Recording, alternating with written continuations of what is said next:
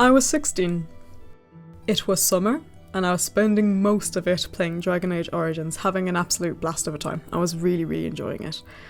And it was through that I found out that maybe I liked women in a way beyond what I'd thought, you know, beyond platonic friends and any sort of connections like that, where it was just more of a case of admiration than anything else. Funnily, it was through Morrigan that it gave me the idea, and now, you know, I only admit this to people who either I do not want to impress at all, or people I'm very close to, because finding out you're bisexual through the help of Morrigan from Dragon Age Origins,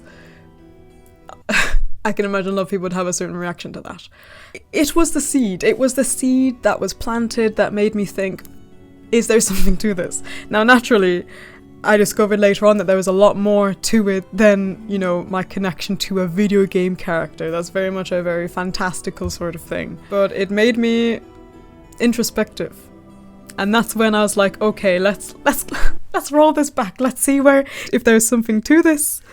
I actually consulted my sister about this, and she asked me a very simple question. Could you imagine being with a woman in the same way that you have imagined being with men? This truly manifested itself in a real way through my first relationship. It was an online relationship, but it was somebody who I'd known for a very long time, and just as I was starting to realize that I might, you know, like women in a romantic or sexual way, I started seeing this friend a lot differently. And around this time also we were getting closer, as in we were talking more often, even though we'd known each other for a long time. She's an absolutely beautiful woman. We have a lot in common. She's really kind. We really got along. And then I noticed, as the months were passing, I started to notice that, oh, okay, this is a real person now that I'm having feelings for, a real woman. So I opened up to her regarding my feelings, and they were reciprocated, and we were together for a while. It was difficult.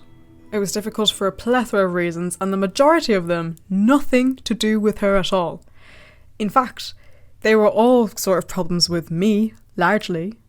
Naturally, the first thing that most people think of is it's a long distance relationship. We were continents apart, and, you know, it was so expensive to visit each other, and we both didn't have jobs at that point, so it was very much like a dream to meet each other in real life. So there was that lack of tangibility to it. It was like, one day we're going to meet, but it's gonna be like a hard journey. It's not gonna be easy. So that was already like something that set us back. But that wasn't the only problem. I wish it was. This was my first relationship at all. I'd never been with a man. I was learning a relationship, and with a woman, and over the internet. It was not an easy way to start, but in any case, we had such a lovely time together, and that's what I hold on to all these times later when I think about it retrospectively. However, retrospectively nonetheless, I can also see why it didn't last very long. Bisexuality in my family, or just homosexuality, anything on that umbrella, very, you know, there's a struggle with acceptance within my family. During our relationship, I told my mother about it, and she just didn't take me seriously at all. She was dismissive, she wasn't inquisitive, and she was just kind of brushing me off as if she just pretended it wasn't happening, it would go away. And I'm sure to her delight it did go away eventually. But that was also working against me too, because it wasn't even a relationship that I felt like I could show off, that I could get my family involved in outside of my sister. It felt like a secret.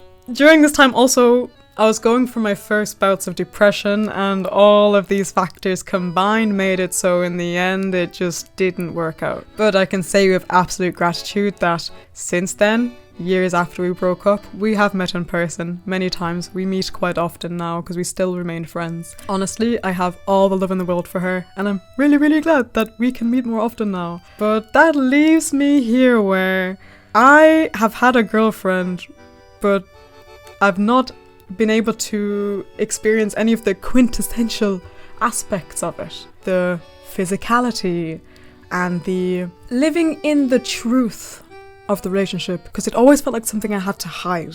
So even though I've had a girlfriend, it feels like I haven't had the experience, and that's where it's left me.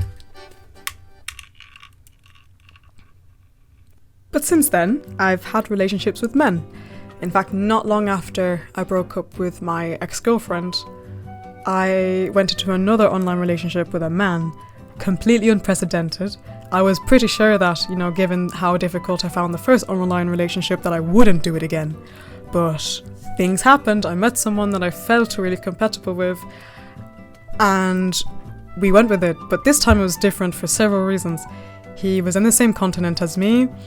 We could visit. It was a lot more reasonable, and we did visit many, many times in our relationship. And big importance, he was a boy. That means immediately, even though it was still somebody I met online, everybody accepted it much easier, particularly my mother. Even though it was through the exact same means, this one was valid in their opinion and that one wasn't. The relationship went on for 3 years, and this is probably something I can talk about at another time, but the relationship ended terribly. He cheated on me, and it was absolutely horrific. I'll go into that at another stage. It was at the point of the relationship where we were talking about me moving to his country and, closing the gap. Is that what they say? Closing the gap? And I think at this stage it got too real for him, and instead of just telling me like a reasonable human being with respect for the person they've been with for 3 years, hey, I don't want to proceed with this. Instead of doing that, they simply cheated on me with somebody in another continent, even further away. Yeah, so that was a whole thing. That was my first relationship with a man. A year or so after that, I moved on to a relationship with another man. That lasted just under a year before that fell apart. Coming out of my last relationship with a man, I really wish to nurture the other part of my bisexuality. I've now had 2.5 men in my life, and I really want to understand what it truly means to be in a relationship with a woman, with all aspects of it included. I had a little experience with a woman in the real world. Very confusing scenario though. We were in a club, and she had complimented me a few times in passing in the club. We were there for quite a few hours. At one point when she complimented me, she said, "Oh, you're making me want to switch sides." And I was thinking, oh, you're straight, and you just think I'm so pretty. I don't want to brag, but you think I'm so pretty that you wish you were attracted to women. I just took it as a compliment, nothing more. But as the night progressed and we met each other again and again, she was kind of dancing with me, she was getting flustered around me, kept offering me drinks, and then eventually she asked me for my number and that she wanted to take me out. So I'm thinking, oh, so you aren't straight then? Obviously I'm delighted. I've never been asked out by a woman before, and this is something I've wanted. I've wanted to experience women, so now the opportunity is coming. We exchanged numbers, we danced a bit more, but I will also note that she started dancing with a man after we exchanged numbers, and I thought I was missing something. I was like, she just asked me out, but she's dancing with a man. There must be something else that I don't understand, some social dynamic that I am just not able to understand. Like, she never committed herself to me. But it is confusing being asked out and then dancing sexually with a man right after. Am I the only one confused about this? Please let me know what you think about this. But anyway, we messaged each other the next day, and let's just say I found out she could drink so many drinks because she was doing a lot of cocaine.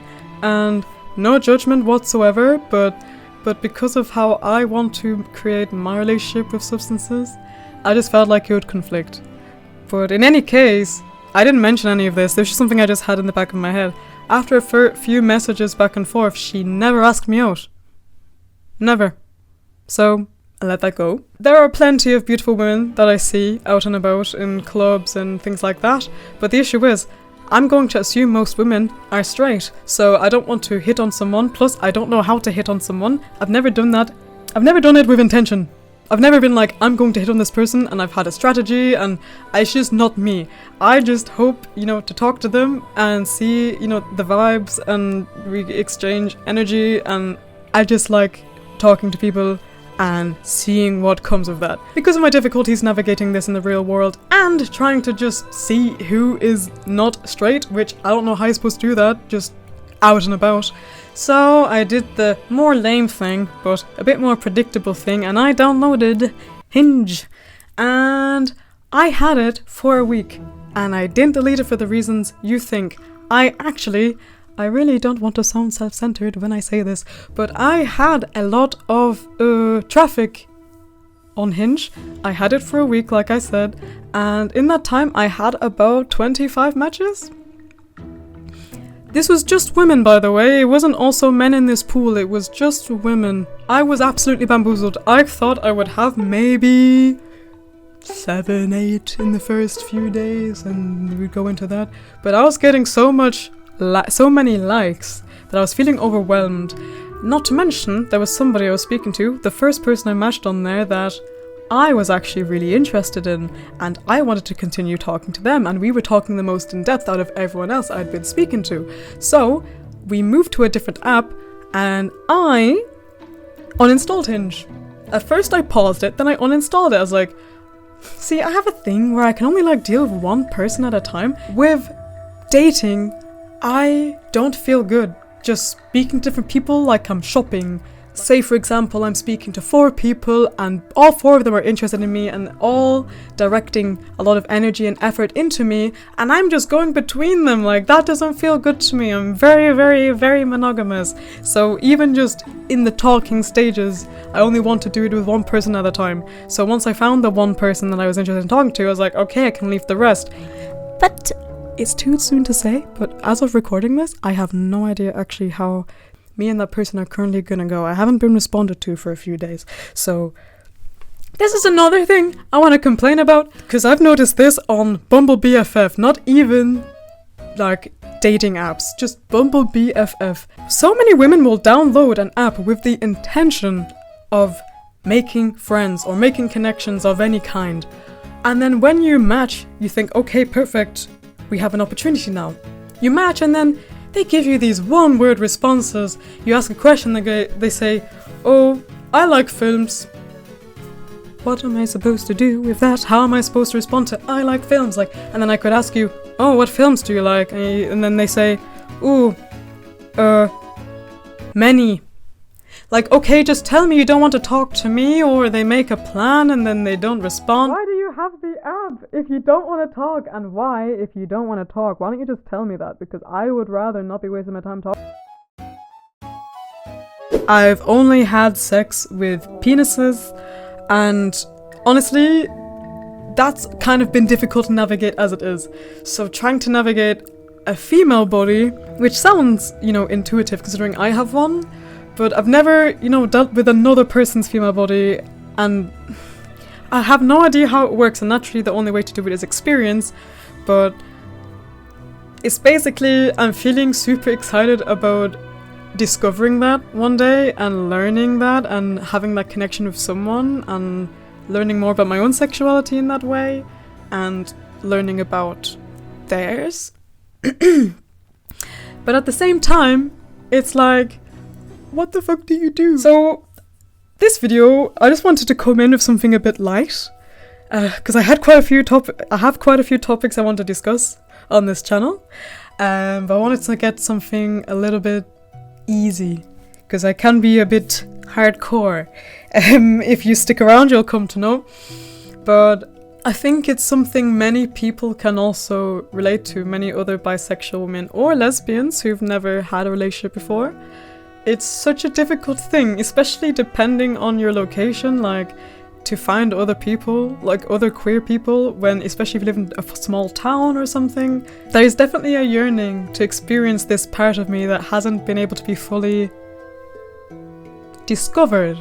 It still very much feels like a discovery to be fully revealed.